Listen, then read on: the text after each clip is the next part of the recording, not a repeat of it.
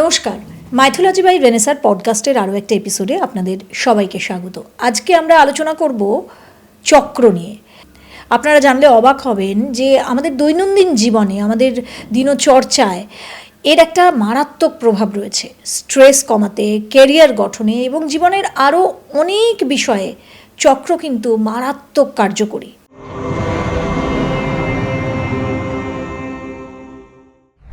চক্র কি শুধু আধ্যাত্মিক জাগরণের জন্য, ধ্যানের জন্য ব্যবহার করা হয়? চক্র হচ্ছে মূলত আমাদের যে সুষুম্না কাণ্ড, এই সুষুম্না কাণ্ডের মধ্যে কতগুলো এনার্জি সেন্টার। মূলাধার চক্রে বলা হয়েছে চতুর্দল পদ্ম। তার মানে এর কিন্তু ফিজিওলজিক্যাল আসপেক্টও আছে। মানে হিন্দু ধর্ম না কখনোই শুধু আকাশ কুসুম ভাবতে বলেনি। ঠিক পুঁথিতে তাই তো লেখা থাকে, আর সেটা পালন করলেই আমাদের মুক্তি হয়। ট্র্যাডিশনাল কোনো কিছুকে যদি আমি উড়িয়ে দিতে পারি, নস্যাৎ করে দিতে পারি, তাহলেই আমি আধুনিক। এটা সবার আগে একটা বড় মৌলবাদী ভাবনা চিন্তা। চক্র জাগরণ করে দৈনন্দিন জীবনে কি একটা অন্য রকমের ঘরানা তৈরি করা যায়? অসাধারণ মানুষ বলে কিছু হয় বলে আমি বিশ্বাস করি না। অবতার হয় সেটা আলাদা কথা। পরম চৈতন্যই আমাদের মধ্যে আছে, অন্য কোনো চৈতন্য নেই। সেই পরম চৈতন্যই আমাদের মধ্যে আছে। অ আ ক খ থেকে যে 50টা বর্ণ, স্বরবর্ণ ব্যঞ্জন বর্ণ, এদেরকেও কিন্তু এই চক্রগুলোতে ভাগ করে দেওয়া হয়েছে। This is also meditation. অবশ্যই। এটা করার কোনো সময় আছে? যখন আমার শরীরে কোনো উদ্বেগ নেই, যখন বাইরে কোনো হই হল্লা নেই। ব্রহ্ম মুহূর্ত। 10 মিনিট ইজ এনাফ। 10 মিনিটও প্রথমেও করতে পারবেন না। ঈশ্বর নেই এ কথা বলেও হিন্দু হওয়া যায়, কিন্তু স্রষ্টা নেই এ কথা বলে অন্য কোনো ধর্মেরই অঙ্গ হওয়া যায় না।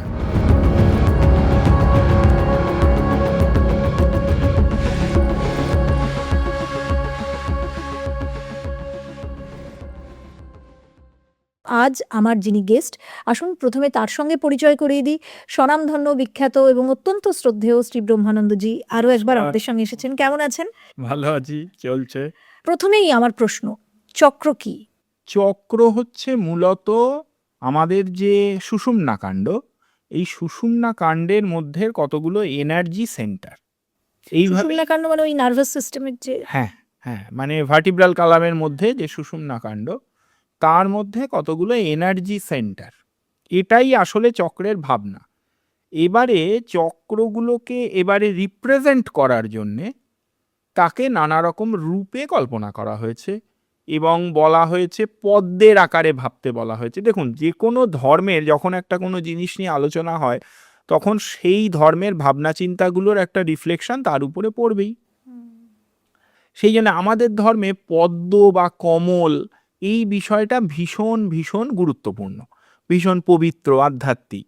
সেই জন্যে চক্রগুলোকে পদ্মের আকারে ভাবতে বলা হয়েছে।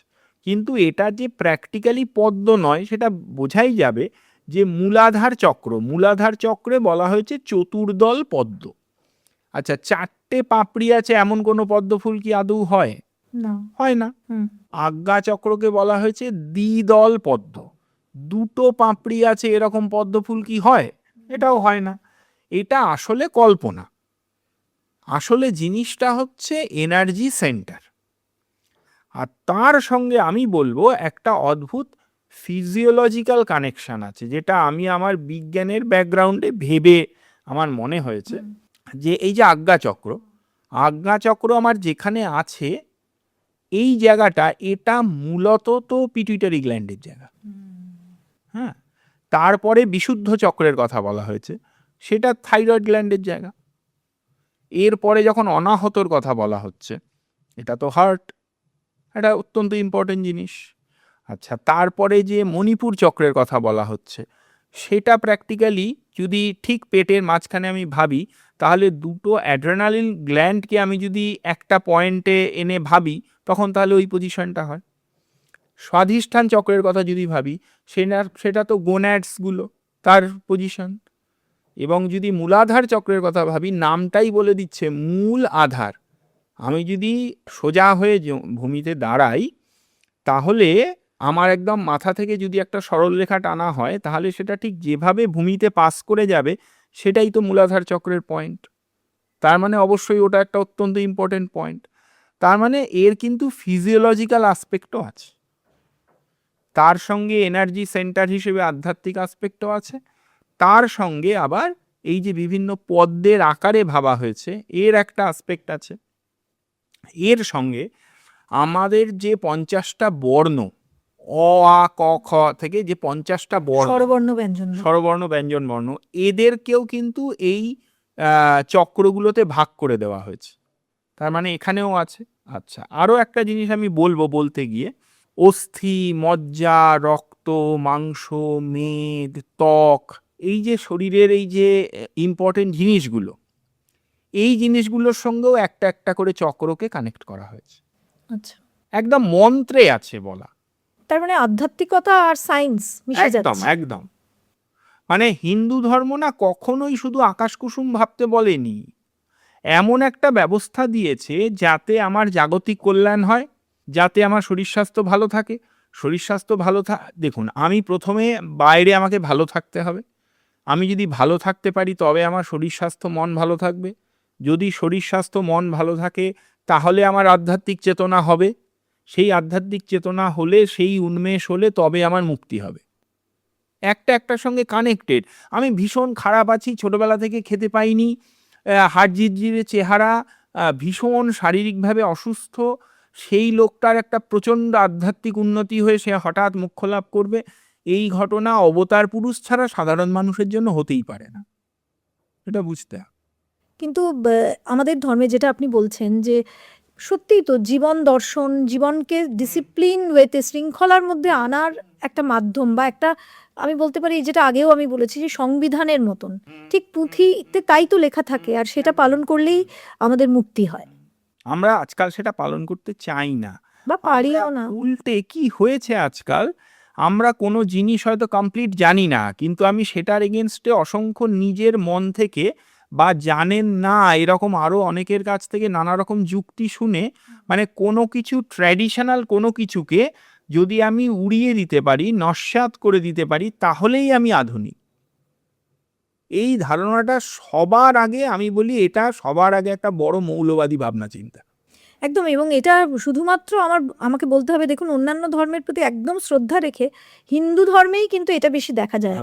এই হঠাৎ করে বিপ্লবী মানুষজন, নাস্তিক মানুষজন, এটা কিন্তু হিন্দু ধর্মেরই, আমার মনে হয় এটা হিন্দু ধর্মের উদারতারও একটা দিক।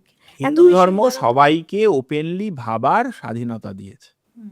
আমি তো একটা কথা সবসময় বলি যে ঈশ্বর নেই এ কথা বলেও হিন্দু হওয়া যায়, কিন্তু স্রষ্টা নেই এ কথা বলে অন্য কোনো ধর্মেরই অঙ্গ হওয়া যায় না। যে ধর্মেই স্রষ্টাকে যে নামেই বলুন, একদমই তিনি নেই এ কথাটা বললে তিনি ওই ধর্ম থেকে বেরিয়ে যাবেন। ধর্ম শুধু না, জীবনের সেটাও আলাদা কথা। যাই হোক, আমরা একেবারে বিষয়ে আসি। চক্র জাগরণ করে দৈনন্দিন জীবনে কি একটা কি বলবো, একটা অন্য রকমের ঘরানা তৈরি করা যায়, বা জীবনের একটা অ্যাচিভমেন্ট কি পাওয়া যায়? নিশ্চয়ই যায়। একদম ধরে ধরে বলবো আমি, নিচের থেকেই শুরু করি। মূলাধার চক্র।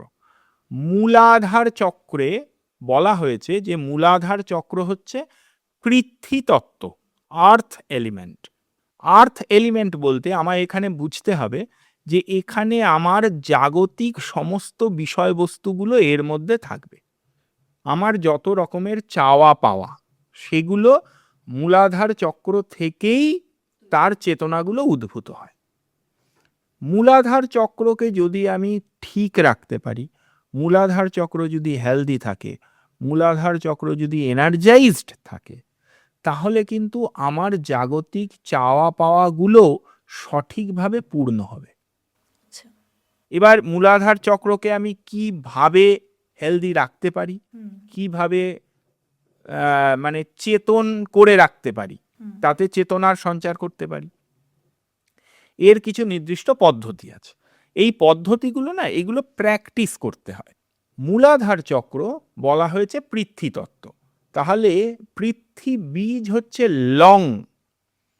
কেউ যদি মূলাধার চক্রকে জাগ্রত করতে চান বা এনার্জাইজড রাখতে চান, তাহলে তিনি মূলাধার চক্রকে ধ্যান করে নিয়মিত যদি একটি নির্দিষ্ট সময় এবং 5 বা 10 মিনিট লং এই বীজ মন্ত্রটা জপ করেন, তাহলেও কিন্তু তার মূলাধার চক্রে চেতনার সঞ্চার, শক্তির সঞ্চার হয়। লং। লং, ল অনুস্বার, যখন উচ্চারণ করব তখন এটা হয়ে যাবে লম। লম। হ্যাঁ, এটা এই যে- কতবার করতে হবে? এটা দেখুন কতবার করতে হবে যদি আমি বলি তাহলে মানুষের কাছে গোনাটা অসুবিধে হয়ে যায়। আমি তো এটা কোনো সেরকম সাধনা করছি না, সেক্ষেত্রে আমি এটা টাইম সেট করে করতে পারি যে আমি 10 মিনিট করছি, মানে একবারেই 10 মিনিট নাকি টানা 10 মিনিট। সেটা কিরকম হবে? আমি বাবু হয়ে বসবো, অথবা যদি কারোর অসুবিধে থাকে তিনি ভালো করে চেয়ারে সুখাসন, যেখানে তিনি আরামে বসতে পারবেন, শারীরিক অসুবিধে নেই সেরমভাবে বসবেন। বসে তিনি কল্পনা করবেন যে তার ভার্টিব্রাল কলামের একদম এন্ডে একটি এনার্জি সেন্টার রয়েছে এবং সেখানে চোখ বন্ধ করে তিনি সেটাকে কল্পনা করার চেষ্টা করবেন। মনে মনে 5 মিনিট বা 10 মিনিট টানা অন্য কোনো চিন্তা না করে লম এই বীজটা জপ করবেন। না, আমি বলছি তাতে তো ছেদ পড়বে, যেমন লম লম, এই এরকম হ্যাঁ, হবে। হ্যাঁ, হ্যাঁ, হ্যাঁ। এভাবে জপ করবেন।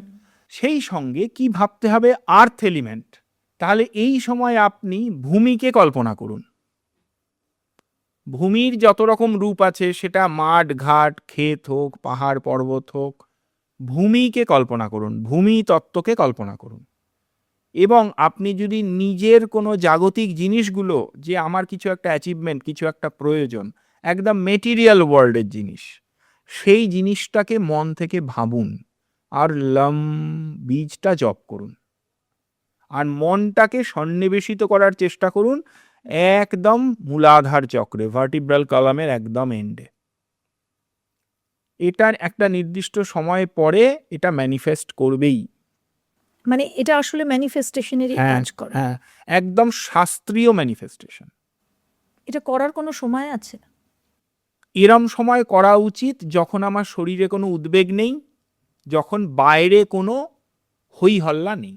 মানে ব্রহ্ম মুহূর্ত। ভোরবেলা, রাত্রিবেলা।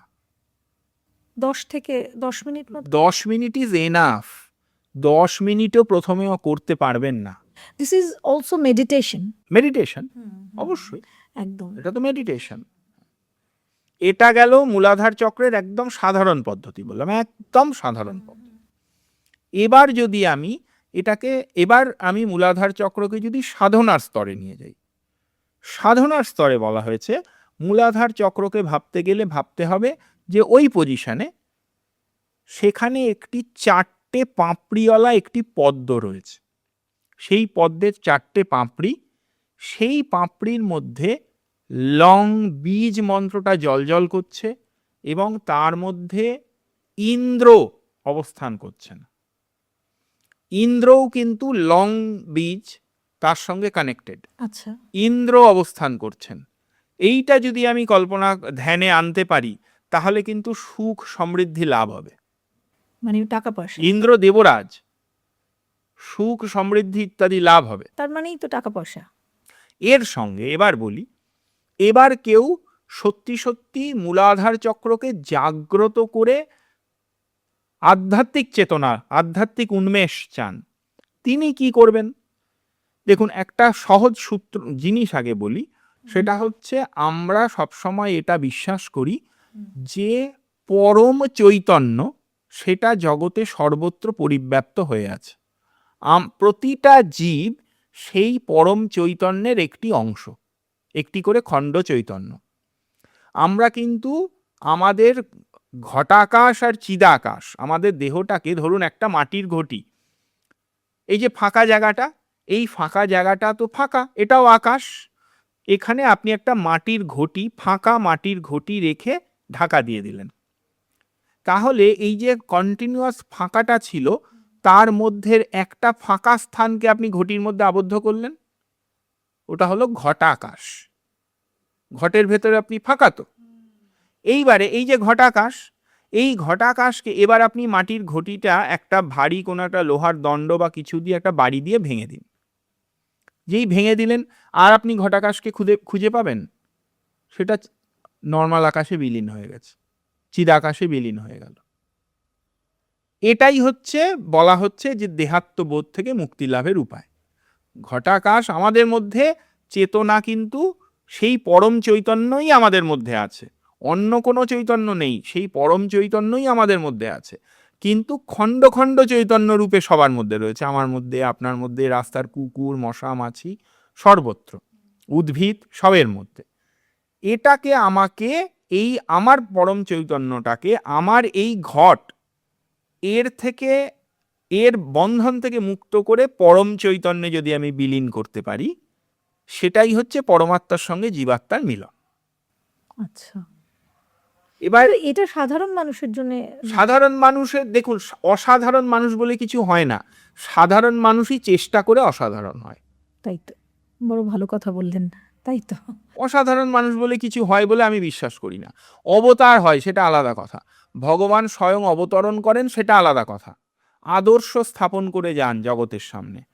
অবতার কজন হয়, কটা হয়, তারপরে তো সবাই সাধারণ। এবার মূলাধার চক্র নিয়ে কেউ যদি সাধনা করতে চান, তাহলে কি হবে? যে এই যে বললাম, এই যে পরম চৈতন্য আর খণ্ড চৈতন্য, এবার কি বলা হচ্ছে? বলা হচ্ছে যে শ্রীকুলের কনসেপ্ট এটা, যে ললিতা পরাভট্টারিকা অর্থাৎ ভগবতী মহাত্রিপুর সুন্দরী, তিনিই তো পরম চৈতন্য। তিনি আমার মূলাধারের মধ্যে 6টা পয়েন্টে, 6টা এনার্জি সেন্টারে 6টা শক্তিরূপেও রয়েছেন। কারণ আমার খণ্ড চৈতন্য তিনি রয়েছেন। কিরমভাবে রয়েছেন না, এর রেফারেন্স কি না, একদম পরিষ্কার, ললিতা সহস্রনাম, খুব বিখ্যাত জিনিস। ললিতা সহস্রনামে পরিষ্কার বলছে যে মূলাধারাম্বুজারূঢ়া পঞ্চবক্ত্রা অস্থি সংস্থিতা অঙ্কুশাদি প্রহরণা বরদাদি নিষেবিতা মুদ্গৌদনাসক্ত চিত্তা সাকিন্যম্ব্যা স্বরূপিণী। অর্থাৎ মূলাধারে দেবী শাকিন্যাম্বা, শাকিনীশ্বরী বা শাকিনী রূপে রয়েছেন। এগুলো হচ্ছে এক একটা ডাকিনী বা যোগিনী মূর্তি, শাকিনী রূপে রয়েছেন। এই শাকিনী রূপে তিনি কোথায় রয়েছেন? মূলাধার চক্রে রয়েছেন। পঞ্চবক্ত্রা, তার 5টা মুখ, এবং তিনি অঙ্কুশাদি প্রহরণ অর্থাৎ অস্ত্র ধারণ করে অবস্থান করছেন। অর্থাৎ আমি যদি মূলাধার চক্রকে জাগ্রত করতে চাই অ্যাজ আ শক্তি উপাসক, তাহলে আমি কিন্তু দেবীর এই যে মূলাধারাম্বুজারূঢ়া এই নামটা, অথবা মূলাধারাম্বুজারূঢ়াই নমঃ এই মন্ত্রটা যদি টানা জপ করে যাই, তাহলে কিন্তু মূলাধার চক্রে অবস্থিত দেবীর যে শাকিনী মূর্তি, এই শাকিনী মূর্তি কিন্তু জাগ্রত হবে। মানে এটা আধ্যাত্মিক, কেউ যদি সাধনায় এটা করতে চান। এবারে এখানে আরেকটা জিনিস বলি, যে মূলাধার চক্রে দেবীকে বলা হচ্ছে অস্থি সংস্থিতা, অর্থাৎ অস্থি, বোনসের সঙ্গে মূলাধার চক্র জড়িত। মানে এই ধরনের রোগ হলে সেটা, যদি কোনো বোন ডিজিজ হয়, সেই ব্যক্তিও মূলাধার চক্রের যে মূল সাধারণ বীজ মন্ত্রটি লং, এই লম বীজ মন্ত্রটি যদি কন্টিনিউয়াস মূলাধার চক্রকে কল্পনা করে দিনে 10 মিনিট দুবেলা জপ করে যান, তাহলেও কিন্তু অস্থি ঘটিত অসুবিধা দূরীভূত হবে। আমি আরো একটু পরিষ্কার করে দিই, মানে যাদের ক্যালসিয়ামের ঘাটতি থাকছে, হাঁটুর ব্যথা, জয়েন্ট পেন, আর্থারাইটিস, এখন তো এগুলো ভীষণ রকম একটা বড় অস্থি রোগ। সংস্থিত কানেক্টেড বোনস রিলেটেড যা যা প্রবলেম, লম বীজ এবং মূলাধার চক্র কল্পনা করো, এটার একটা রেমেডি। অবশ্যই আমি বলছি না যে চিকিৎসা করো না, চিকিৎসা পদ্ধতিকে সাপোর্ট করবে, কারণ এটা আমরা তো দেখে অভ্যস্ত যে অনেক চিকিৎসা করেও অনেক সময় ফল পাওয়া যায় না, বা সাইড এফেক্ট আলাদা দেখা, নানা রকম কিছু হতে পারে। এরপরে আমাদের মূলাধার চক্রের পরে স্বাধিষ্ঠান চক্র। স্বাধিষ্ঠান চক্র কোথায় অবস্থিত না, মূলাধার চক্রের একটু ওপরে, তার মানে আমার পেটের একটু নিচে। রিপ্রোডাক্টিভ অর্গানসগুলো এবং গোনাডস, তার ইন্টেস্টাইনস আর রিপ্রোডাকশনের মাঝখানে, একদম পেটের ঠিক নিচে কল্পনা করব আমি স্বাধিষ্ঠান চক্র। এই স্বাধিষ্ঠান চক্রের কিন্তু বীজ মন্ত্রটা হচ্ছে বং। বং বীজ হচ্ছে জলের বীজ, অর্থাৎ স্বাধিষ্ঠান চক্র জলের সঙ্গে কানেক্টেড। জল তত্ত্ব বোঝায়। স্বাধিষ্ঠান চক্রের দেবতা হচ্ছেন, সাধারণভাবে দেবতা হচ্ছেন বরুণ। হ্যাঁ, জলের দেবতা। বরুণ জলতত্ত্ব। আচ্ছা, এবার কি হবে এখান থেকে, কি কি হতে পারে? স্বাধিষ্ঠান চক্রকে আমি যদি সাধারণভাবে জাগ্রত করতে চাই, তাহলে আমায় স্বাধিষ্ঠান চক্রের পজিশনে, অর্থাৎ তলপেটের একটু নিচে আমায় একটি এনার্জি সেন্টার কল্পনা করতে হবে, এবং এই স্থানটিকে কল্পনা করে আমার 5 মিনিট বা 10 মিনিট স্পেলে টানা বম, মানে ব অনুস্বার বং, যেটা যখন জপ করব তখন হয়ে যাবে বাম। মানে আমি আমি আবারও একটু ক্লিয়ার করে দিই দর্শকদের জন্য, মানে আমি তো একটানা বলতে পারবো না, বাম বাম, বাম, হ্যাঁ, এ- আমি আমার মতো করে হ্যাঁ, বা একটা নির্দিষ্ট টাইম এই বীজ মন্ত্রটা বাম এটা জপ করব। কিন্তু কল্পনা করব কল্পনা করব কি না, কল্পনা করব জল তত্ত্ব। আমি নদী, সমুদ্র যা কিছু ভাবতে পারি, অসীম জল তত্ত্ব কল্পনা করব। এই জল তত্ত্ব কিন্তু আপনি ভেবে দেখুন, আমাদের শরীরের মুখ্য উপাদান জল। তাই তো। আমাদের শরীরে যতটুকু স্থূল বস্তু আছে তার মধ্যে জল কিন্তু একদম সবচেয়ে বেশি পরিমাণ জল আছে শরীরে। টিস্যুগুলো তো মানে সেলসগুলো তো জল দিয়ে ভর্তি। তো জল যদি ওয়াটার এলিমেন্ট অর্থাৎ জলতত্ত্ব যদি ব্যালেন্সড থাকে, তাহলে কিন্তু আমরা সার্বিকভাবে ভালো থাকব। শারীরিকভাবে। একদম সমস্ত দিক দিয়ে আমাদের সব কিছুতে আমরা একটা ব্যালেন্স অনুভব করব। তার মানে চক্র কি আসলে একটা ব্যালেন্স? চক্র একটা ব্যালেন্স তো বটেই। আবার দেখুন, এখান থেকে আমি খানিকটা অ্যাস্ট্রোলজিতে চলে যাই। অ্যাস্ট্রোলজিতেও কিন্তু জলরাশি আছে। আচ্ছা। অগ্নি, পৃথ্বী, বায়ু, জল। যেমন কর্কট রাশিটা জলরাশি। তো এই যে জলরাশি যেগুলো, এই জলরাশিগুলোও কিন্তু এই যে স্বাধিষ্ঠান চক্রে বাম বীজ জপের দ্বারা জলরাশিগুলো, যাদের জলরাশি, তারাও কিন্তু অদ্ভুত একটা পজিটিভ এনার্জি এখান থেকে ফিল করবেন এবং পজিটিভ ভাইব্রেশন পাবেন। কিন্তু এটা করবে মানে কাদের করা উচিত? প্রত্যেক এটা মানুষের তাকে কি? জানতে হবে, তাকে জানতে হবে। এবার দেখুন, যদি কারোর এরকম হয়ে থাকে যে তার শরীরে, যেমন অনেক সময় আমরা বলি না যে একটা মানুষ তার যেন পুষ্টি তার লাগছেই না, শুকিয়ে যাচ্ছে, বলি না আমরা একটা কথা Nutrition বাংলায়, হচ্ছে, হ্যাঁ, হ্যাঁ। যে কেমন যেন শুকিয়ে যাচ্ছে, গায়ে মানুষটা, লাগে না। গায়ে লাগছে না, ক্রমশ একটা মানুষ কিরম যেন একটা শুষ্ক হয়ে যাচ্ছেন। একদম। এই রকম অবস্থা যদি কারো তৈরি হয়, তিনি যদি স্বাধিষ্ঠান চক্রে অনন্ত জলরাশির ধ্যান, বরুণ দেবের ধ্যান এবং বম এই বীজ মন্ত্রটি একটু বেশি সময় নিয়মিত দুবেলা জপ এবং ধ্যান করেন, তাহলে কিন্তু এই অসুবিধা অনেকাংশে দূর হবে। কারণ জল অমৃত। তাই তো, জল ছাড়া তো জীবন নেই। জল অমৃত স্বরূপ, এবং বম বীজকে অমৃত বীজও বলা হয়। মানে এই স্বাধিষ্ঠান চক্রের এই যে বীজ হ্যাঁ, মন্ত্র, এটি হ্যাঁ। সব থেকে হ্যাঁ, শক্তিশালী। এটা কিন্তু অমৃত বীজ, এটা পরিশোধিত করে, শোধন। তার মানে আমরা যে ওই যে টক্সিন বের করার কথা বলি, সেটাও এখান নানান থেকে রকম হবে। কিছু খাই সকালবেলা হ্যাঁ। উঠে, তো এটাও একটা অবশ্যই এটা একটা ভালো অ্যাঙ্গেল হতে পারে। যে আমি দেখুন, টক্সিন শরীরে আমরা সবচেয়ে ভালো জানি ইউরিনের মাধ্যমে সবচেয়ে বেশি বেরোয়, ঘামের মাধ্যমে বেরোয়। তো তার মানে সেটা জল রূপেই বেরোচ্ছে, জলের সঙ্গে সলিউশন হয়ে, সলিউবল হয়ে ওটা বেরোচ্ছে। তো সেই জন্যে আমি যদি এই জলতত্ত্বকে শরীরে পজিটিভ করে তুলতে পারি, এনার্জাইজড করে তুলতে পারি, তাহলে কিন্তু আমার এই ডিটক্সিফিকেশন, এই প্রসিডিওরটা অত্যন্ত ভালো করে হবে। হ্যাঁ, তাহলে ডিটক্স ড্রিঙ্ক খাওয়ার থেকে আমার মনে হয় এটা অনেক। হ্যাঁ, শরীরকে আপনি যদি আপনার শরীরকে এমনভাবে তৈরি করতে পারেন যে শরীরই নিজে নিজেকে পরিশোধিত করছে, তাহলে এর থেকে ভালো চিকিৎসা আর তো কিছু হতে পারে না। আমরা চিকিৎসার কথাটা, বাইরে থেকে কিছু দেওয়ার কথাটা কখন ভাবি? যখন শরীরটা সেই কাজটা করছে না, তখন বাইরে থেকে কিছু সাপোর্ট দিচ্ছি। আপনি যদি এমন করতে পারেন যে শরীরই তার কাজটা আবার ঝকঝকে করে করা শুরু করবে, তাহলে তার কিছুর প্রয়োজন নেই। একদম। তার মানে আমাদের ঋষিমুনিরা, ঋষিকারা তারা জানতেন অবশ্যই, যে শরীরকে কিভাবে ভিতর থেকে পিউরিফিকেশন বা ডিটক্সিফিকেশন একদম, করতে একদম, হয়।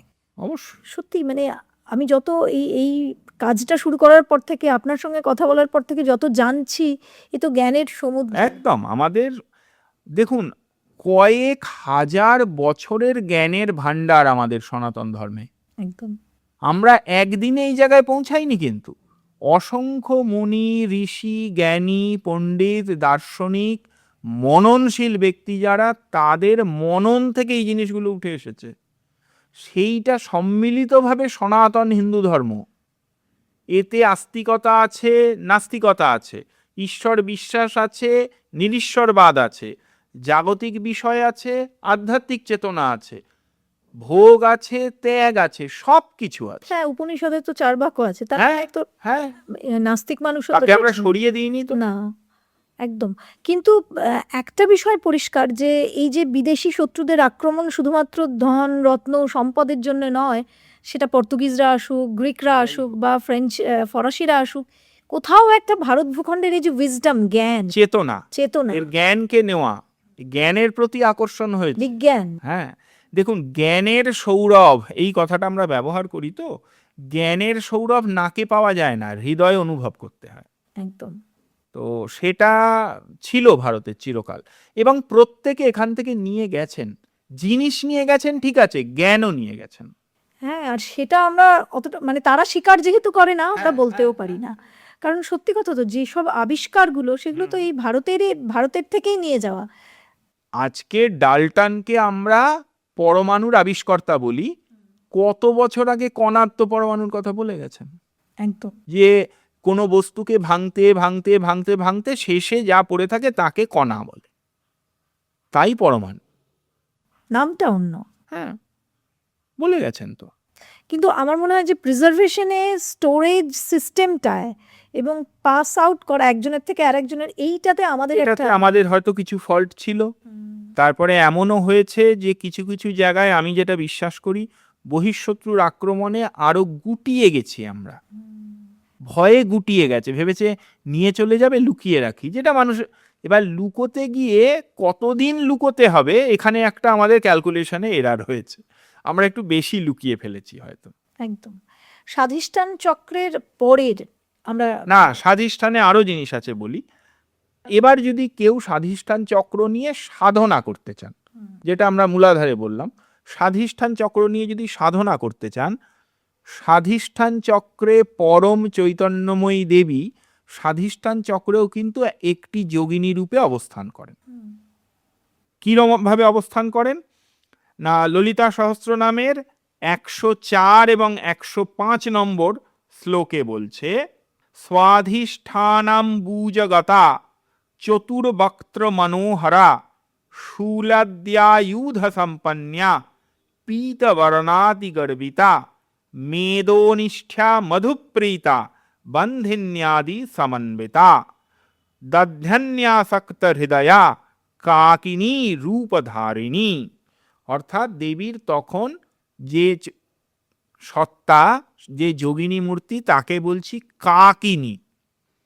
এই কাকিনী মূর্তিতে তিনি স্বাধিষ্ঠান চক্রের মূলে অবস্থান করেন, এবং এখানে যে 6টা পাপড়ি আছে, এই 6টা পাপড়িতে 6টা ব্যঞ্জন বর্ণ অবস্থান করে। এই কাকিনীকে কেমন কল্পনা করতে হবে না, তার 4টি মুখ, অর্থাৎ 4টি মাথা, শূল ত্রিশূল আদি অস্ত্র তিনি ধারণ করে আছেন, তার গায়ের রং হলুদ। এইবারে বলি যে এই কাকিনীকে বলা হচ্ছে মেদোনিষ্ঠা। কাকিনী শক্তি হচ্ছেন মেদোনিষ্ঠা। মেদ মানে চর্বি। আচ্ছা, হ্যাঁ হ্যাঁ, ফ্যাট। ফ্যাট। ফ্যাট হচ্ছে স্টোরড এনার্জি। দেবী এই যে মেদনিষ্ঠা, কাকিনী শক্তির ধ্যান, এই বং মন্ত্রের জপ, অথবা স্বাধিষ্ঠানাম্বুজগতা, এই স্বাধিষ্ঠানাম্বুজগতাওই নমঃ, এই মন্ত্রের জপ, অথবা মেদোনিষ্ঠাওই নমঃ, এই মন্ত্রের জপ, নাম মন্ত্র যে কেউ জপ করতে পারেন, মেদোনিষ্ঠাওই নমঃ, এই মন্ত্রের জপ ফ্যাট এলিমেন্টস বডির, তার স্থায়িত্ব এবং তার স্টেবিলিটির সঙ্গে জড়িত। তাকে স্টেবল করবে। এবং এই স্টোরড এনার্জি যাতে সঠিকভাবে সঠিক পরিমাণে শরীরে অবস্থান করে, সেটা কিন্তু এই চক্রটা এবং এই বীজ এবং এই রূপগুলোর সঙ্গে জড়িত। তার মানে স্থূলতা যাদের রয়েছে, তারা যদি প্রপারলি দেবী মেদনিষ্ঠা এই নাম এবং এই ভাবনা নিয়ে তার উপাসনা করেন, তাহলেও কিন্তু এটা একটা পদ্ধতি হতে পারে। এবং এই যে স্বাধিষ্ঠানাম বুজগতা, এই যে শক্তি, এই শক্তিকে এই কাকিনী শক্তির ধ্যানে কিন্তু স্বাধিষ্ঠান চক্র জাগরিত হয়। সাধনার ক্ষেত্রে স্বাধিষ্ঠান চক্র জাগরিত হয়। মানে এটা একেবারে অজানা। এর বিভিন্ন অ্যাঙ্গেল, ওই যে বলছি না, জাগতিক অ্যাঙ্গেল আছে, এর মেডিকেল অ্যাঙ্গেল আছে, এর ফিজিওলজিক্যাল অ্যাঙ্গেল আছে, এর স্পিরিচুয়াল অ্যাঙ্গেল আছে। প্রত্যেকটা চক্রের সঙ্গে সব কিছু জড়িত। এবং আমার মনে হয় শুধু বড়রা নয়, স্টুডেন্ট লাইফেও এটা খুবই কার্যকরী, এই যে চক্র জাগ্রত করা, এবং যাদের ফোকাসে সমস্যা হচ্ছে তাদের জন্য, যাদের অনেক রাত জাগতে হচ্ছে পরীক্ষায়, পড়াশোনা করতে হচ্ছে, তাদের জন্য এটা ভালো ব্যালেন্স দেবে শরীরে। এরপর আমরা মণিপুর চক্রের কথা যদি বলি, মণিপুর চক্রের সঙ্গে আত্মবিশ্বাসের কোনো সম্পর্ক রয়েছে? মণিপুর চক্রের আত্মবিশ্বাস তো আছেই। মণিপুর চক্রের মূল তত্ত্ব হচ্ছে অগ্নিতত্ত্ব। অর্থাৎ আমার যে ঊর্জা, তেজ, তেজ মানে এই যে আমি বেঁচে আছি, আমার বডির একটা পার্টিকুলার টেম্পারেচার মেনটেন হচ্ছে, তাই বেঁচে আছি। যদি ওই 37 ডিগ্রি সেলসিয়াসটা 15 ডিগ্রি হয়ে যায়, আমি সুস্থ থাকবো না। 37 ডিগ্রি সেলসিয়াসটা যদি 60 ডিগ্রি হয়ে যায়, তাও আমি সুস্থ থাকবো না। তার মানে বডি টেম্পারেচার কন্ট্রোল করা ভীষণ ইম্পর্ট্যান্ট। সেই জন্যেই আমরা ঠিকঠাক ভাবে বেঁচে আছি। তার মানে আমার তেজ, আমার ঊর্জা, আমার কর্মক্ষমতা, আমার আত্মবিশ্বাস, আমার এই সমস্ত জিনিসগুলো মণিপুর চক্রের সঙ্গে জড়িত। আরেকটা ভীষণ ইম্পর্টেন্ট জিনিস, পাচন ক্ষমতা, হজম শক্তি, পাচন শক্তি মণিপুর চক্রের সঙ্গে জড়িত। কেন? মণিপুর হচ্ছে তেজতত্ত্ব। মণিপুর চক্রের বীজ মন্ত্র হচ্ছে র অনুস্বার রং, রম, এইটা জপ করতে হবে আমাকে, রম।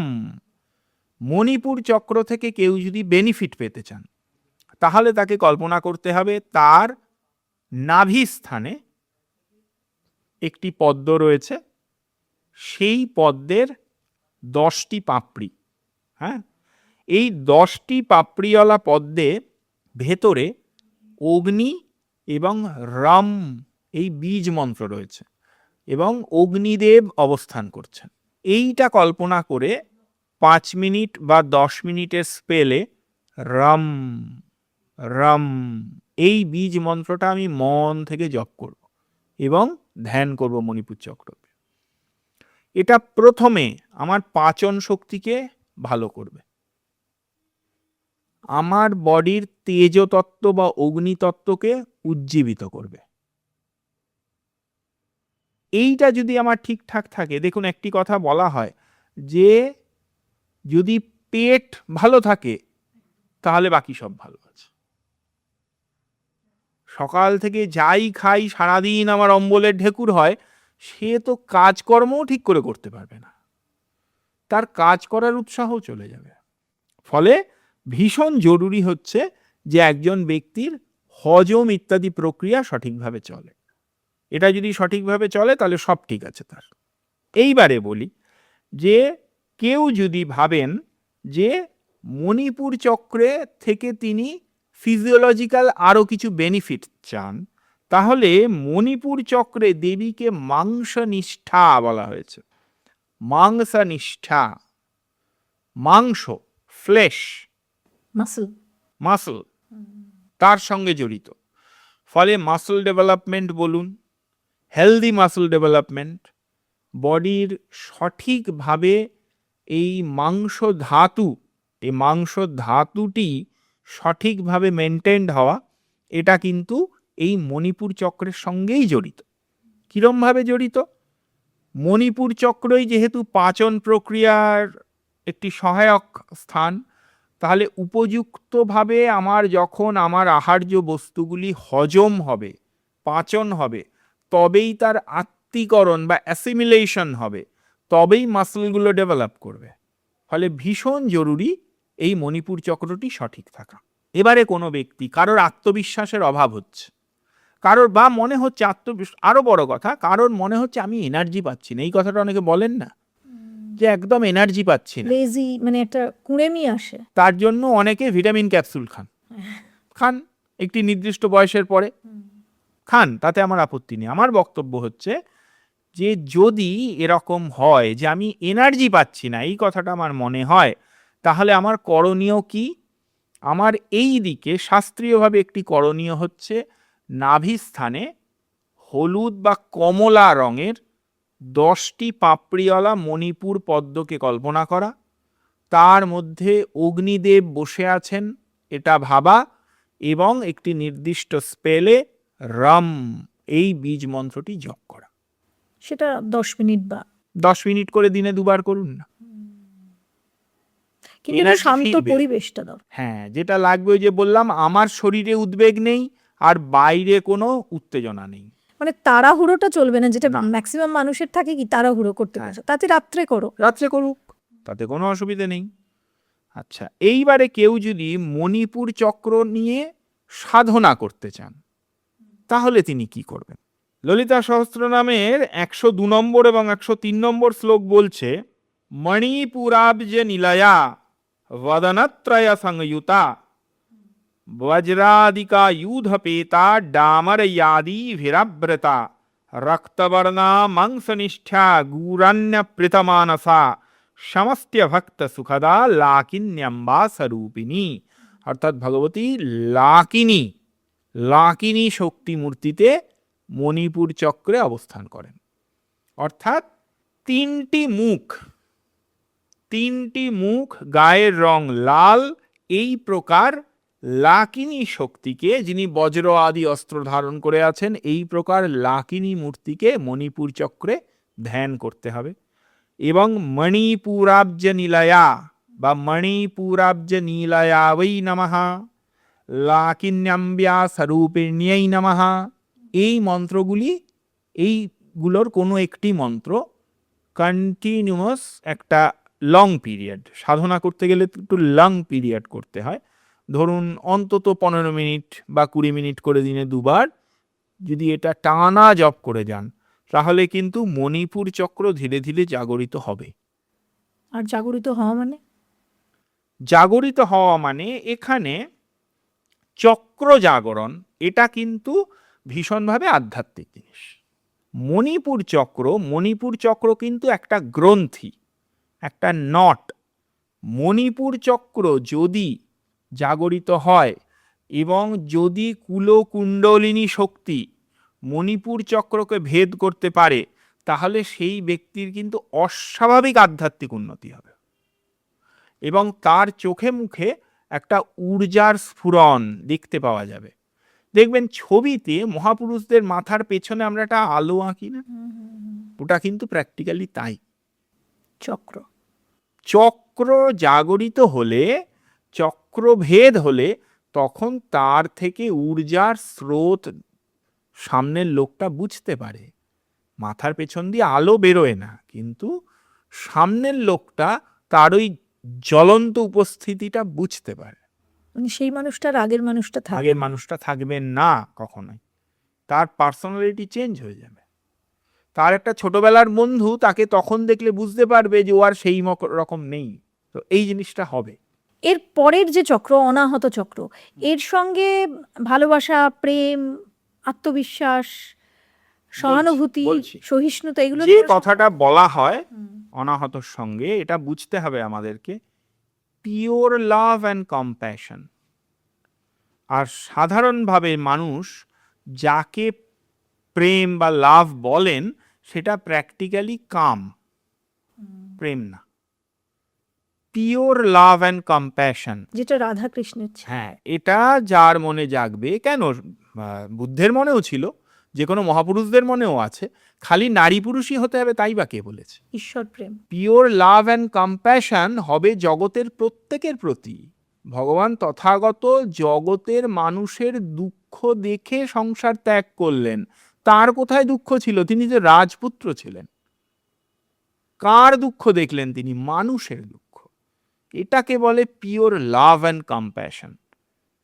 মানুষ সবাই লাভ, অ্যাফেয়ার, এইসব কথাগুলো বলার জন্য যা ব্যবহার করে তা প্র্যাকটিক্যালি কাম, প্রেম নয়। বা একটা ইনফ্যাচুয়েশন, ওই তো, এই সমস্তগুলো আমাদের শাস্ত্রীয় ভাষায় একে বলে কাম। কামের বিভিন্ন প্রকার ভেদ, পাওয়ার ইচ্ছা, বাসনা। একদম। আমি একটা কথা শুনেছিলাম, আমার এক বন্ধু বলেছিল, সে খুবই কৃষ্ণ ভক্ত।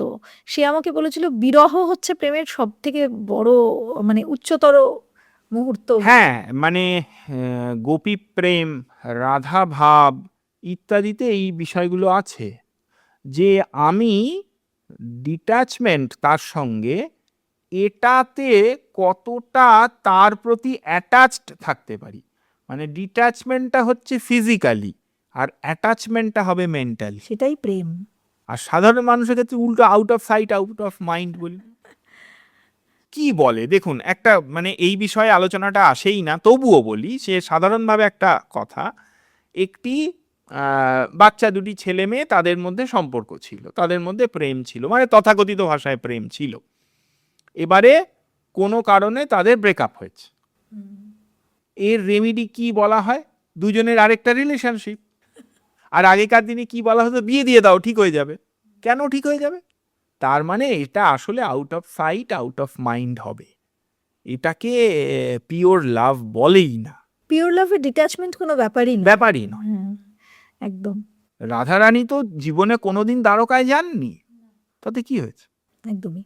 আমরা অনাহত চক্র নিয়ে বলছিলাম, তাহলে অনাহত চক্রর সঙ্গে এর যোগাযোগ কি? অনাহত চক্রের প্রথম কথা ওই যে বললাম, কম্প্যাশন, লাভ অ্যান্ড কম্প্যাশন, এটার সঙ্গে অনাহত চক্র ভীষণ জড়িত।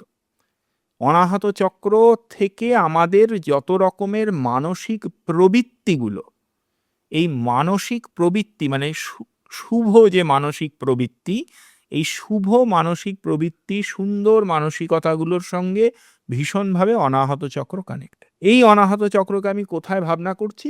হৃদপদ্ম, হৃদয় স্থানে। হৃদপদ্ম কথাটা তো বলাই হয়। তো অনাহত পদ্মের কল্পনা হচ্ছে যে এটা একটি এনার্জি সেন্টার। এই এনার্জি সেন্টারকে যখন আমি পদ্মরূপে ভাববো, তখন একটা এমন পদ্ম ভাববো যার 12টা পাপড়ি। 12টা পাপড়ি ভাবতে হবে। এই 12টা পাপড়িতে ক থেকে ঠ পর্যন্ত 12টা স্বরবর্ণ রয়েছে। ক, খ, গ, ঘ, ঙ, চ, ছ, জ, ঝ, ঞ, ট, ঠ, এই কটা ব্যঞ্জন বর্ণ, 12টা বর্ণ রয়েছে। এবারে এইখানে এই যে অনাহত পদ্ম, এই অনাহত পদ্মের বীজ মন্ত্র হচ্ছে অন্তঃস্থ জয় অনুসার ইয়ং, ইয়ম, ইয়ম। মানে বাংলায় উচ্চারণ করলে আমরা জ বলি, কিন্তু ওটা আসলে বর্গ জ, অন্তঃস্থ জ হবে ইয়া। হ্যাঁ, তো ইয়ম, এই যে ইয়ম, এই শব্দটি আমরা, এটিকে বায়ু বীজ বলা হয়। ইয়ম হচ্ছে বায়ু বীজ, অর্থাৎ বায়ু তত্ত্বকে কল্পনা করতে হবে। বায়ু তত্ত্বকে কল্পনা করা কিন্তু ভারী শক্ত। বায়ুর উপস্থিতি আমরা সর্বদা অনুভব করছি, কিন্তু বায়ু কেউ কোনোদিন দেখেছেন? তো বায়ু তত্ত্বকে কল্পনা করতে হবে। বায়ুদেব, পবনদেবকে ভাবনা করতে হবে।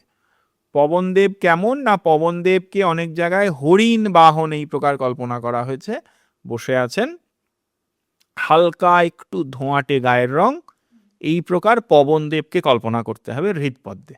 না, কিন্তু তাহলে আমরা কি কল্পনা করব? বায়ু তো দেখিনি। না, আমরা যেটা কল্পনা করব সেটা হচ্ছে হৃদয় স্থানে একটি 12টি পাপড়িওয়ালা একটি পদ্ম, তার মধ্যে ইয়ং, এই বীজ মন্ত্রটাই কল্পনা করব। কারণ বায়ুর মূর্তি কল্পনা করতে পারবো না। বায়ু দেবতার মূর্তি আছে, হরিণ বাহন যদি কেউ ছবি দেখে থাকেন তিনি কল্পনা করতে পারেন, তা না হলে তো শূন্য কল্পনা করতে হবে। বায়ু তো শূন্যই দেখি আমরা, ইয়াম এই বীজ মন্ত্রটাকেও কিন্তু আমি মনে মনে ভাবতে পারি যে এই বীজ মন্ত্রটা জল করছে, এবং এই সময় কিন্তু আমার মনে অন্য কিছু আসবে না, অন্য কোনো ভাবনা আসবে না। বলছি মানে আমি ওই হ্যাঁ, ইতস্ত জল আমি যেন ওই বীজ মন্ত্রটা, ওই লেখাটা যেন চোখে দেখতে পাই, ইয়াম ইয়াম, এইটা জপ করে যাব, তা না। এতে কি কি হবে? একটা কথা বলা হয়েছে যে এই চক্রে দেবীর সম্বন্ধে বলা হয়েছে রুধিরা সমস্থিতা। রুধিরা সমস্থিতা, রুধির মানে রক্ত।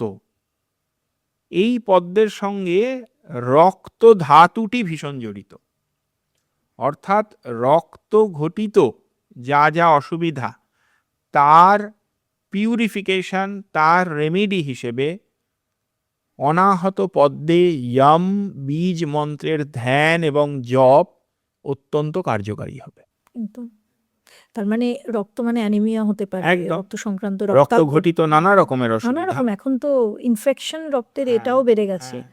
তো সবকিছুর জন্য আমরা এটা করতে পারি। এই পদ্মটি, এই পদ্মের শক্তিটি রুধিরা সমস্থিতা, একদম শাস্ত্র বচন সেটা। আচ্ছা, এটা কি মানে কোনো একটা বসার ধরন রয়েছে?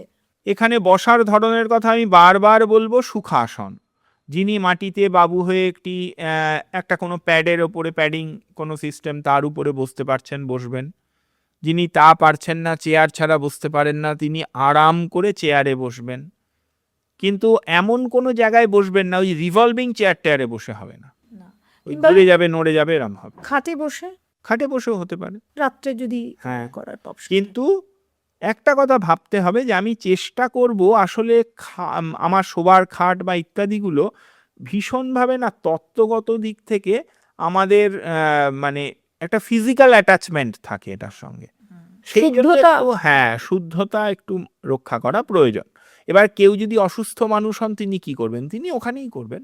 যাকে যতটা মানে রিল্যাক্সেশন দেওয়া সম্ভব সেইটুকু দিতে হবে, অতিরিক্ত রিল্যাক্সেশনও যেন আমরা না নিই। নট কমফোর্ট হ্যাঁ। But relax. হ্যাঁ, রিল্যাক্স করে করো, কিন্তু কমফোর্ট লেভেলটা সেই লেভেলে নিয়ে। মানে ওটা যেন শেষকালে আলস্যে না দাঁড়ায়। ওই কমফোর্ট হতে হতে একটা সময় ওটা আলস্যে, লেথার্জিতে পরিণত হয়। আপনি বলছেন এখনই আমি ফিল করতে পারছি, মানে এটা তো সত্যি একটা মেডিটেশন, যেটা আমার শরীরকে শুদ্ধই করবে। শুদ্ধ করবে। রক্ত ধাতু শোধিত হলে শরীরের অক্সিজেন সাপ্লাই বাড়বে, রুধির শোধিত হলে অক্সিজেন সাপ্লাই বাড়বে, অক্সিজেন সাপ্লাই বাড়লে আমার চিন্তা শক্তি ভালো কাজ করবে। তার মানে মেডিটেশন, ম্যানিফেস্টেশন, এগুলো সবই এই জব চক্রগুলোর সঙ্গে জড়িত, ভীষণভাবে চক্রের সঙ্গে জড়িত। এই চক্রকে কেউ যদি এনার্জাইজড মানে শক্তি সম্পন্ন করে রাখতে পারেন, তার মনে পিওর লাভ অ্যান্ড কম্প্যাশন আসবে, তার রক্ত ধাতু শোধিত থাকবে, তার চিন্তা শক্তির স্বচ্ছতা বজায় থাকবে, তার মধ্যে নতুন নতুন ভাবনা চিন্তার উদয় হবে, তিনি নানা রকমের ইনোভেটিভ কিছু করার এনার্জি পাবেন, সেই কল্পনাগুলো করার সক্ষমতা তার মধ্যে আবির্ভূত হবে। অনাহত চক্র অত্যন্ত গুরুত্বপূর্ণ। এবারে কেউ যদি অনাহত চক্র নিয়ে সাধনা করতে চান, তাহলে কি করবেন? ললিতা সহস্রনামের 100 এবং 101 নম্বর শ্লোক পরিষ্কার বলছে, অনাহতাব্জ নিলয়া শ্যামাভা বদনদ্বয়া দংষ্ট্রজ্বলাক্ষমালাদি ধরা রুধির সংস্থিতা কালরাত্র্যাদি শক্ত্যৌঘ্যবৃতা স্নিগ্ধৌদন প্রিয়া মহাবীরেন্দ্র বরদা রাকিন্যম্বা স্বরূপিণী। অর্থাৎ অনাহত পদ্মে দেবী মহাশক্তি রাকিনী শক্তিরূপে অবস্থান করেন। তার নাম হচ্ছে রাকিনী, তার দুটি মাথা এবং তার গায়ের রং শ্যামবর্ণ, শ্যামবর্ণ। এই যে দুটি মাথা, এটাও কিন্তু ভীষণ ইম্পর্টেন্ট। দুটি মাথা প্র্যাকটিক্যালি যে কোনো দুটো জিনিসকে ব্যালেন্স করে চলা বোঝায়। যে মানুষ এটা করতে পারেন তিনি কিন্তু লাইফে সাকসেসফুল। আপনি ভেবে দেখুন, আপনি আপনার ঘর এবং বাইরের কর্মজগৎকে যদি ব্যালেন্স করে চলতে পারেন, আপনি সাকসেসফুল।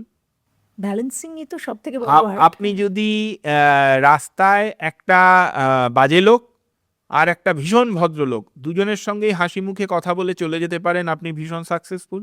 আপনি যদি ধরুন একটা সময় আমার হাতে প্রচুর টাকা পয়সা আছে, প্রচুর কেনাকাটি করছি, খুব আনন্দে আছি, একটা সময় আবার আমার হাতে একটু টাকা পয়সার ঘাটতি হয়েছে, তখন আমাকে আবার একটু হিসেব করে চলতে হচ্ছে।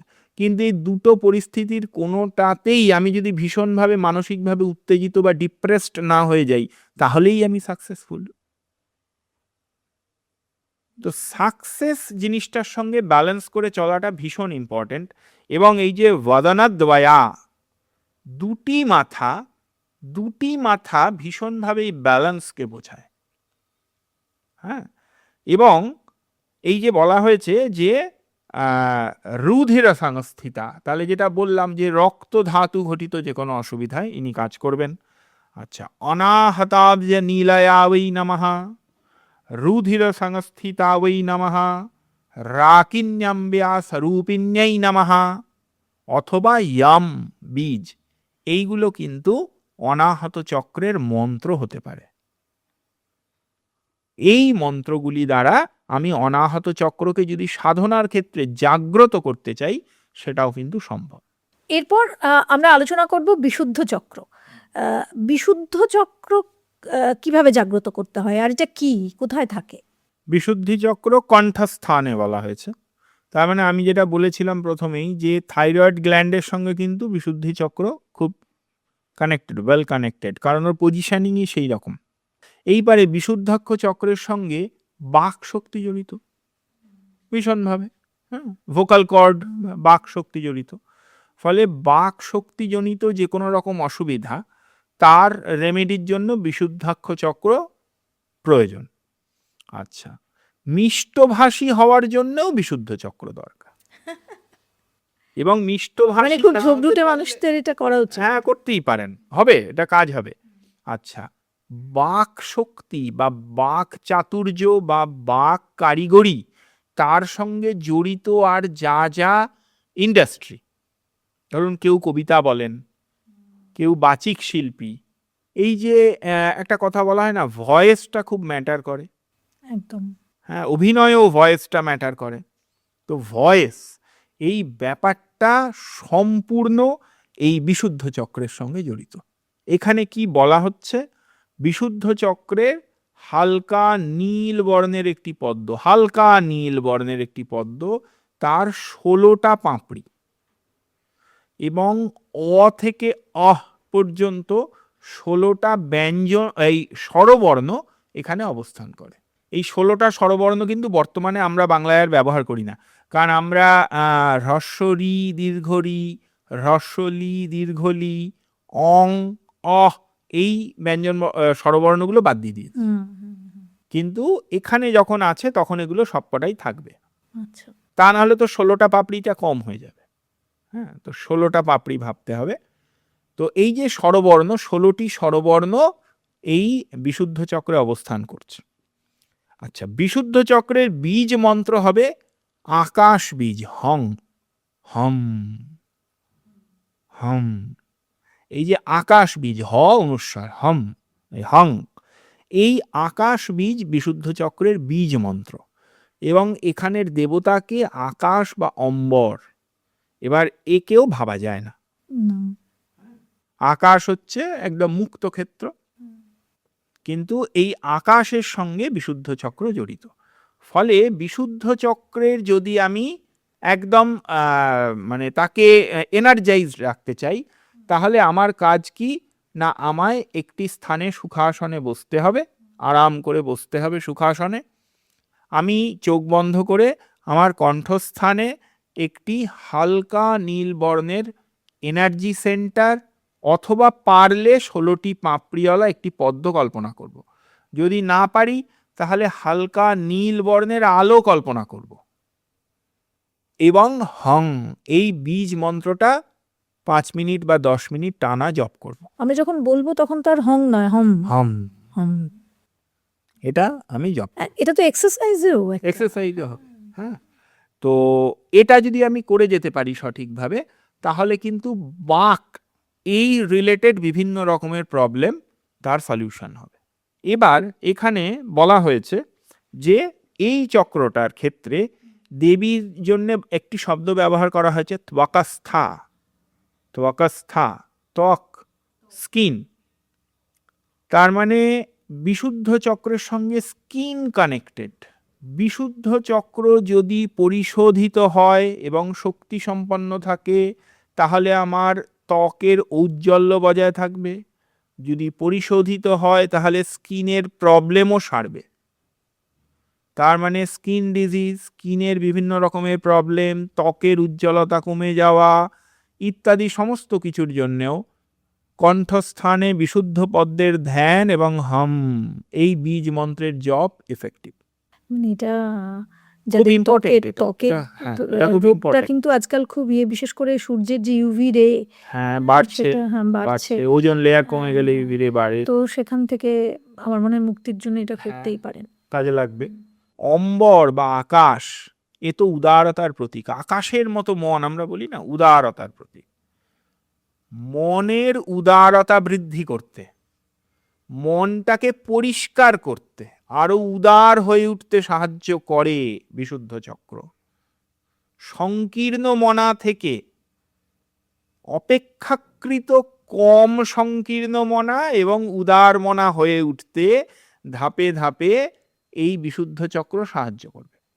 সুতরাং এটা যারা উদার নয় তারা তো করবে না, কিন্তু যারা দেখতে পাচ্ছে তাদের করাতে হবে। এই উদারতারই আজকে উদারতারই তো অভাব গোটা দরকার, পৃথিবীতে। প্রয়োজন। সংকীর্ণ মন, হিংসা, বিদ্বেষ। আমাদের মনে হিংসা, দেশ এসব থাকলে একে অপরের প্রতি, যেটা শাস্ত্রের ভাষায় বলা হয়েছে অসূয়া, এই যদি বর্তমান থাকে তাহলে আমরা ভালো থাকবো না। কিন্তু মারামারি করে ভালো থাকা যায় না কিন্তু। মনের রোগে সবাই ভুগছে। হ্যাঁ, আমার মনে হয় পারিপার্শ্বিক যারা দেখতে পাচ্ছে তারা যদি একটু মোটিভেট করেন তাদেরকে হ্যাঁ, এই বিশুদ্ধ চক্র যে ধ্যানে, ধ্যান, তার মনন, হ্যাঁ, তাতে সেটা কাজে দেয়। অবশ্যই সেটা কাজে। এবারে যদি কেউ বিশুদ্ধ চক্রের সাধনা করতে চান, তার মানে এবার কোনো সাধক তিনি চাইছেন তার বিশুদ্ধ চক্র জাগরিত হোক, তাহলে কি করতে হবে? ললিতা সহস্রনামের 98 এবং 99 এই দুটো শ্লোক পরিষ্কার বলছে, বিশুদ্ধি চক্র নিলয়া রক্তবর্ণা ত্রিলোচনা খট্টঙ্গাদি প্রহরণা বদনৈক সমন্বিতা পায়সন্যপ্রীতা ত্বকস্থা পশুলোক ভয়ঙ্করী অমৃতাদি মহাশক্তি সংবৃতার ডাকিনীশ্বরী। অর্থাৎ এইখানে দেবীর রূপ হচ্ছে ডাকিনী। এই ডাকিনী তার রক্তবর্ণা, তার গায়ের রং লাল, এবং বদনৈক সমন্বিতা, তার একটাই মুখ। তিনি খট্টাঙ্গাদি প্রহরণা, খট্টাঙ্গ, অঙ্কুশ, মালা ইত্যাদি ধারণ করে আছেন। হ্যাঁ, খট্টাঙ্গ কি জিনিস? খট্টাঙ্গ হচ্ছে একটি অস্থি, লম্বা অস্থি, তার উপরে একটি স্কাল সেট করা। এটা মূলত মানে লয়, এটাকে দেখায়, মানে অস্থি দেখাচ্ছি আমি, তার মানে কি দেহটা লয় প্রাপ্ত হয়ে গেছে, এই তত্ত্বটাকে বোঝায়। তো আকাশ এমন একটা তত্ত্ব, আকাশ তত্ত্বে কিন্তু সর্বতত্ত্ব বিলীন হয়, দিয়ে আকাশ তত্ত্বই একা বর্তমান থাকে। ফলে এই দেবীও, এই দেবীর ডাকিনী, এই ডাকিনী কিন্তু এই আকাশ তত্ত্বের সঙ্গে কানেক্টেড।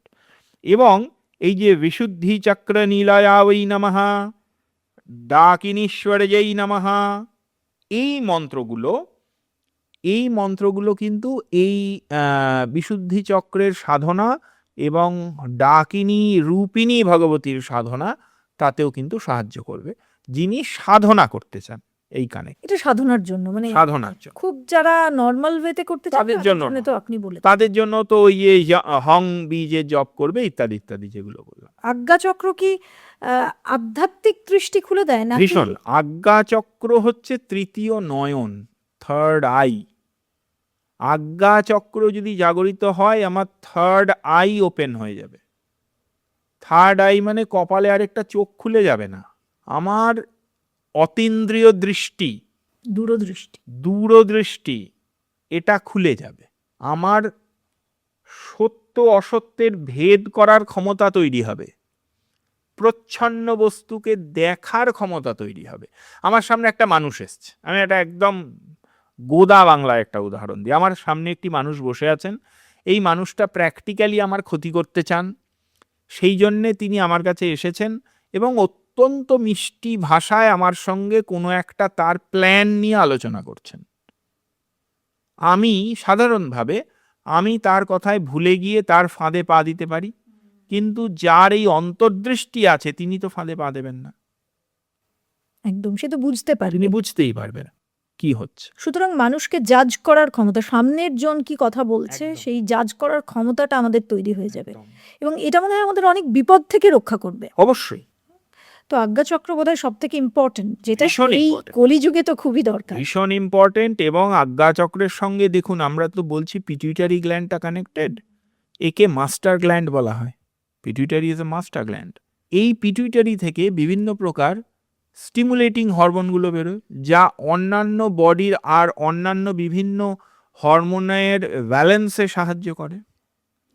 ফলে ওই যে টিএসএইচ মাপতে তো আজকাল সবাই যান, থাইরয়েড স্টিমুলেটিং হরমোন। এই যে টিএসএইচ থাইরয়েডকে স্টিমুলেট করছে কিন্তু ফলে এর কন্ট্রোল গোটা শরীরের ফিজিওলজিক্যাল কন্ট্রোলগুলোকে ঠিক রাখার জন্য জরুরি। নির্দিষ্ট কিছু না, গোটা শরীরের সমস্ত রকম কন্ট্রোলগুলো, সেটা কিন্তু মাস্টার গ্ল্যান্ড থেকেই হয়। ফলে এটা ভীষণ ইম্পর্টেন্ট। তাহলে আমার মনে হয় আপনি যেভাবে বলছেন ক্রোনোলজিক্যালি, তো একটা মানুষের সারাদিনে এই প্রত্যেকটি তারা করতে পারে, তাহলে ভালো থাকবে। একজন মানুষের দেখুন, একজন উপাসক বা সাধকের পক্ষে সবটাই করা সম্ভব। সাধারণ মানুষ হয়তো সবসময় রোজই সবটা করতে পারবেন না, ফলে তার তখন যে প্রবলেমটা তার উপরে করতে হবে। কিন্তু আমি একটা কথা আগেও বলেছি, এখনো বলছি, মানুষ সাধারণ থেকেই অসাধারণ হয়। এই প্রয়োজন থেকে করতে করতেই একদিন তিনি সাধক হয়ে উঠবেন। সাধক হয়ে কেউ জন্মায় না, সাধক হয়ে ওঠে। আর আমাদের ধর্মে আমাদের শরীরকে তো মন্দির বলা হচ্ছে। অবশ্যই। শরীর যদি মন্দির হয়, সবার আগেই শরীরকে ভালো রাখতে হবে। একদম, এই মন্দির যদি ঠিক থাকে তাহলে আমরাও ঠিক হুম, থাকবো, পৃথিবী হুম। ঠিক থাকবে। এবার এই যে আজ্ঞাচক্র, এই আজ্ঞাচক্রের এইগুলো তো গেল। আচ্ছা, আজ্ঞাচক্রের সঙ্গে ভীষণভাবে গুরু জড়িত। আজ্ঞাচক্রে গুরুর স্থান ভাবা হয়েছে, ফলে গুরু শক্তি আজ্ঞাচক্রের সঙ্গে কানেক্টেড। আচ্ছা, এবার এই যে আজ্ঞাচক্র, এই আজ্ঞাচক্রের বলা হয়েছে দেবীর ক্ষেত্রে যে আজ্ঞা চক্রাব্জ নিলয়া শুক্লবর্ণা সারানানা, দেবীর গায়ের রং সাদা এবং 6টা মুখ। এই 6টা মুখ কিন্তু পঞ্চতত্ত্ব এবং তার পরের তত্ত্বের বোঝায়, পঞ্চভূতকে বোঝায়। এবং পঞ্চভূত মানে ক্ষিতি অপ তেজ মরুত বোম গোটাটাই, এবং তারও উপরের অ্যাডিশনাল কিছু, সেটাকে বোঝায়। আচ্ছা, বলা হয়েছে মজ্জা সংস্থা হংসবতী মুখ্য শক্তি সমন্বিতা, ইনি হচ্ছেন হাকিনী রূপধারিণী দেবী। এখানে হাকিনী মূর্তিতে, এই যে শ্বেতবর্ণা সরানানা মূর্তি, তাকে আমি বলবো হাকিনী শক্তি। এবারে ইনাকে বলা হয়েছে মজ্জা সংস্থা। মজ্জা মানে বোন ম্যারো। তাহলে বোন ম্যারো কিসের কিসের সঙ্গে কানেক্টেড? হিমোগ্লোবিনের সঙ্গে কানেক্টেড, বোন ম্যারো থেকে তৈরি হয়। আচ্ছা, বিভিন্ন প্রকার ইমিউন সিস্টেম ভীষণভাবে বোন ম্যারোর সঙ্গে কানেক্টেড। এই যে ইমিউনোগ্লোবিউলিনগুলো, এই যে আইজিজি লেভেল মাপতে যাওয়া হচ্ছে, আইজিএম এর লেভেল মাপতে যাওয়া হচ্ছে, এই যে ইমিউনোগ্লোবিউলিনগুলো, এই ইমিউনোগ্লোবিউলিনগুলো, এইগুলোর সমস্ত মেমোরি সেলসগুলো তো বোন ম্যারোর মধ্যেই থাকে। বোন ম্যারো অত্যন্ত ভীষণ ইম্পর্টেন্ট জিনিস। অনেক বড় বড় রোগের চিকিৎসায় কোনো টেস্টে ধরা না পড়লে শেষ পর্যন্ত বোন ম্যারো টেস্ট। ক্যান্সারের ক্ষেত্রে বোন ম্যারো টেস্ট। তো এই যে bone marrow is very important. এই জন্যে, সেই জন্যে এই আজ্ঞাচক্রের ধ্যান, অর্থাৎ এই আজ্ঞাচক্রটা আমি ধ্যান করব কোথায়? আজ্ঞাচক্র ধ্যান করব দুটো ভুরুর ঠিক মাঝখানে। এবং যেহেতু আজ্ঞাচক্রের জন্যে আলাদা কোনো পঞ্চতত্ত্বের বীজ মন্ত্র নেই, সেই জন্য ওমকার জপ করতে বলা হয়েছে। মানে যার চেতনা আজ্ঞাচক্রে পৌঁছেছে তিনি ওমকার জপ করার অধিকারী হয়ে গেছেন। হ্যাঁ, তো মানে আমি কি এখানে আমার পুরো কনসেন্ট্রেশনটাকে নিয়ে নিয়ে যাব। আসবো? এবং এটা আমি যে কোনো কাউকে প্র্যাকটিস করতে বলবো যিনি কিচ্ছু কোনোদিন করেননি। তাকে আমি বলবো যে তিনি আরামদায়ক কোনো একটা আসনে বসুন, বাইরে কোনো শব্দ আসছে না, তিনি তখনই খাওয়া দাওয়া করেননি, ফলে শরীর মোটামুটি স্থির আছে। এই রকম অবস্থায় বসে চোখটা বন্ধ করে নিজের মনটাকে নিয়ে এসে দুটো ভুরুর মাঝখানে স্থির করার চেষ্টা করুন 10 মিনিট। মনটাকে ভ্রুর মাঝখানে? হ্যাঁ, ভাবতে হবে যে আমার যেন গোটা দৃষ্টিটা, চাইলে চোখটা বন্ধ করেও চোখের মনি একেও এই দিকে একটু নিয়ে যাওয়ার চেষ্টা কর, যেন আমি দেখতে চাইছি এই জায়গাটাকে। ইয়েস, আমরা পারছি সেটা। খানিকক্ষণ কেউ করে দেখুন, এখানে একটা ভাইব্রেশন ফিল করবেন। তো এই যে জিনিসটা, এটা খুব সাধারণভাবেই হয়, ফলে যিনি একটু অসাধারণভাবে এটা করতে জানেন, তিনি এটা করলে তার এই যে নিচের যে চক্রগুলো, এই চক্রগুলোর মূল সূত্রটা এখানে ধরে রেখেছে। মানে অটোমেটিক্যালি ওগুলো জাগিয়ে যেতে হবে। সমস্ত কিছুই এখান থেকে এনার্জি পায়, সেই জন্য একে গুরুতত্ত্বও বলা হয়েছে। গুরুমূর্তি এখানে অবস্থান করে, ফলে আজ্ঞাচক্র এই দিক থেকে ভীষণ ইম্পর্টেন্ট। এবং যারা সব চক্রের একেবারে মাথা হচ্ছে, একদম মাথায় বসে আছে, এর ওপরে রয়েছে শুধু সহস্রার। যে সহস্রারের ক্ষেত্রে বলা হয়েছে তা হচ্ছে অনন্ত। সহস্র, সহস্রের মধ্যে সব, সহস্রারে সব কিছু ব্যাপ্ত হয়ে রয়েছে, এবং ষটচক্রের সমস্ত দেবতা, সমস্ত চেতনা, সমস্ত চৈতন্য এবং পরম শিব, পরম চৈতন্য বা পরম বিষ্ণু যে রূপেই আমি বলি, তা ষটচক্রে সহস্রার পদ্মে অবস্থান করে। এবং সহস্রারের উপরে যে আমরা যে স্থানটা কল্পনা করি, যে একটি ছিদ্র পথ আছে, ছিদ্র তো কিছু নেই, কিন্তু আমরা যে কল্পনা করি একটি ওপেনিং আছে, যা এই মহাজাগতিক যে চেতনা, যে ঊর্জা, তার সঙ্গে আমাকে কানেক্ট করে, মানে কসমিক এনার্জির সঙ্গে, কসমিক এনার্জির সঙ্গে আমার এনার্জিকে কানেক্ট করে। তাই এই ম্যানিফেস্টেশনটা হয়। হ্যাঁ, এই যে ব্রহ্মরন্ধ্র, এবং এই কথাও বলা হয়েছে যে কোনো উপযুক্ত মানে সিদ্ধ যোগী, তিনি যখন দেহত্যাগ করেন, তিনি ব্রহ্মরন্ধ্র ভেদ করে দেহত্যাগ করেন। তাহলে তার এটাই হচ্ছে সর্বোচ্চ গতি, ব্রহ্মরন্ধ্র ভেদ করে তিনি দেহত্যাগ করবেন। এই সমস্ত জিনিসগুলোই গোটাটাই শেষ পর্যন্ত এই সহস্রারে গিয়ে মার্চ। কিন্তু এর তো কোনো জপ আছে, বীজ মন্ত্র আছে। সহস্রার পদ্মের কোনো পঞ্চভূত বা ইত্যাদির কোনো বীজ মন্ত্র হয় না। সহস্রার পদ্মে নিজের ইষ্ট দেবতাই সেখানে পরম চৈতন্য রূপে বিরাজ করছেন, এবং সহস্রারকে সর্ববর্ণ সমন্বিত বলা হয়েছে। ইয়াকিনী শক্তি তাকে সমস্ত প্রকার রং, সমস্ত প্রকার মুখ, সমস্ত প্রকার আয়ুধ ইত্যাদি ধারণ করে আছেন, এমন ভাবা হয়। ফলে এই স্থানটা হচ্ছে মানে পরম ব্যোম, মহাব্যোম এই অবস্থা। দেখুন, তাহলে এই যে ষটচক্রের উপাসনা বা ষটচক্র জাগ্রত করা, সেটা আমি জাগতিকভাবেই করি বা অতি জাগতিকভাবে আধ্যাত্মিকভাবেই করি। ষটচক্র আমাদের প্রত্যেকের জন্যে প্রয়োজন। আমি যদি শরীরে ভালো থাকতে চাই, তাও আমার ষটচক্র ভালো থাকতে হবে। আমি যদি কিছু প্রাপ্তি অপ্রাপ্তির মধ্যে থাকি, সেখানেও ষটচক্র ভালো থাকতে হবে। আমি যদি আধ্যাত্মিক চেতনার উন্মেষ চাই এবং কুলকুণ্ডলিনী শক্তির জাগরণ চাই, যেটা আমরা আলোচনায় এটা বলে রাখা দরকার, যে কুলকুণ্ডলিনী শক্তি মূলাধার চক্রে অবস্থান করে, এবং তিনি জাগ্রত হলে একটা একটা চক্র ভেদ করে সর্বোচ্চ সিদ্ধির পর্যায়ে সহস্রার চক্রে পৌঁছান। এই যে গোটা জার্নিটা, এটাই কিন্তু সাধনা, এবং এই সাধনা, এটাই মোক্ষ, এটাই সাধনা। এবং এই সাধনা কিন্তু কোনো একদিন দুদিনের বিষয়ও নয়। ফলে এই যে চট করে মানুষ আকর্ষিত হয়ে যান যে ষটচক্র জাগ্রত করে দেবেন কেউ, ষটচক্র কেউ 2 দিন 3 দিনের ক্যাম্প করে জাগ্রত করে দিতে পারেন না। ষটচক্র সম্বন্ধে আপনাকে একটা ধারণা দিতে পারেন, সাধন কি করে করতে হবে সেটা নিয়ে আলোচনা দিতে পারেন। ষটচক্রের এই প্র্যাকটিস নিয়ে ওয়ার্কশপ হতে পারে, এইটা ওয়ার্কশপ, কিন্তু সেখান থেকে তিনি সিদ্ধ পুরুষ হয়ে বেরোবেন না। এইটা বুঝে নিয়ে এই বিষয়গুলো আমাদেরকে করতে হবে। একেবারেই মানে জীবনে কোনোটাই না শর্টকাটে হয় না। তার একটা রাস্তা রয়েছে, সেটা আধ্যাত্মিকতা হোক এবং যে কোনো জিনিস প্রাপ্তির ক্ষেত্রেও খুব সহজে কিছু পাওয়া যায় না। তবে আজকের এই এপিসোডটা আমি এতদিন পর্যন্ত যে এপিসোড করেছি তার মধ্যে অত্যন্ত গুরুত্বপূর্ণ। কারণ এটার সঙ্গে যেটা আমার লক্ষ্য ছিল যে এই চ্যানেলটার মাধ্যমে আমাদের ধর্ম, আমাদের আধ্যাত্মিকতা, আমাদের সংস্কৃতি এবং সর্বোপরি তার মধ্যে যে বিজ্ঞান রয়েছে, যা আজ থেকে বহু যুগ আগে, হাজার হাজার বছর আগে আমাদের পূর্বপুরুষেরা, আমাদের ঋষিকারা তারা বুঝেছিলেন, সেটাকেই কোথাও যেটা হারিয়ে যাচ্ছিল বা হারিয়ে দেওয়ার চেষ্টা করা হচ্ছিল, সেটাকে আবার ফিরিয়ে আনার চেষ্টা, বিজ্ঞান দিয়ে প্রতিষ্ঠা করা, লজিক দিয়ে প্রতিষ্ঠা করা।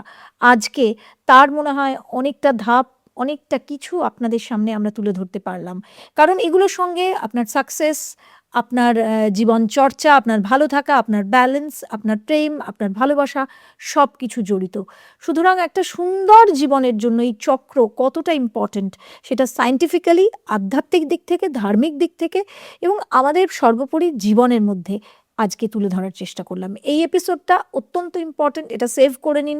আপনাদের যাদের সঙ্গে শেয়ার করতে চান সেটা শেয়ার করে দিন। আর কমেন্টে অবশ্যই যদি আপনার কোনো প্রশ্ন থাকে সেটা লিখুন। আপনি যদি কোনো চক্রের প্র্যাকটিস করেন সেটাও আপনি অবশ্যই জানাবেন যে জব করেন। এখান থেকে, এই এপিসোড থেকে যদি কোনো প্রশ্ন থাকে সেটাও আমাদের জানাবেন। আর একটা কথা এই এপিসোড থেকেই বলে দিতে চাই যে আপনারা চ্যানেলটা সাবস্ক্রাইব করুন, কিন্তু চ্যানেলটাকে আরও বেশি করে পাওয়ার জন্য আমরা একটা মেম্বারশিপ অপশন খুলছি, যে অপশনটার মাধ্যমে আপনারা আমাদের সঙ্গে যোগ দিতে পারেন। আর যোগ দেওয়ার মাধ্যমে আপনারা এক্সক্লুসিভলি কিছু কিছু বিষয় পাবেন, কিছু কিছু ভিডিও, কিছু কিছু তথ্য এবং আপনাদের প্রশ্নের সরাসরি জবাবও পাবেন। তো সে সম্পর্কেও আপনাদের মতামত অবশ্যই দেবেন। সবাই ভালো থাকবেন আর বেশি বেশি করে আরও কন্টেন্ট দেখুন, আরও পডকাস্ট দেখুন, কি দেখতে চান সেগুলোও জানান। সবাই ভালো থাকবেন। নমস্কার। নমস্কার। নমস্কার।